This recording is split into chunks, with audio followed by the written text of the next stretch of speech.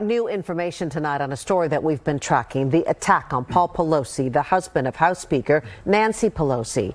Our investigative team looked into why state and federal prosecutors each describe one specific detail of the police response differently. Senior investigative reporter Begad Shaban has been checking with his sources to try and clear it up. He joins us now, and you've got some answers, Begad. Well, Jess, this all has to do with the moments, seconds really, just before Paul Pelosi was struck in the head with a hammer inside his San Francisco home. Now, there continues to be contradicting accounts of a relatively simple question. Who opened the door that night when San Francisco police arrived to the Pelosi house? Now, the Department of Justice says the two officers opened the door. That's according to a federal indictment filed earlier this week.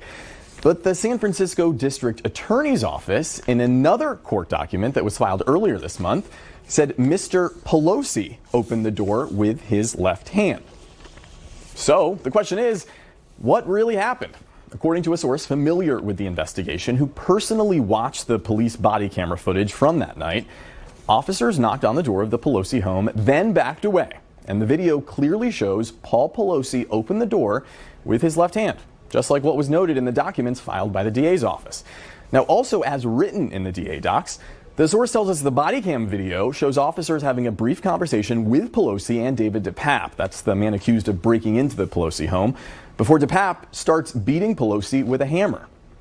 We reached out to the Department of Justice for an explanation on its differing account of this seemingly innocuous issue of who opened the door, but so far we have not heard back. I ask you this because, I mean, in the end, does it really even matter whether he opened the door or the guy opened the door or the police opened the door? I mean, how does that change the scenario if you move away just conspiracy theories? Yeah, I mean, the reality is right now, Jess, we have no reason to believe that it matters at all. And that's why our source, who has seen the police body camera video, can't understand why federal investigators wrote that officers opened the door, because they say the video shows officers didn't.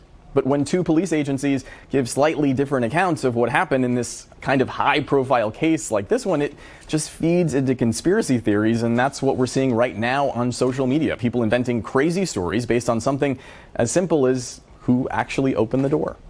Yes, and in a situation, I mean, Brooke Jenkins said that there, in a situation like that, when so many things are happening, it is chaotic for the victim. So let's put all that aside. Thank you, Begad.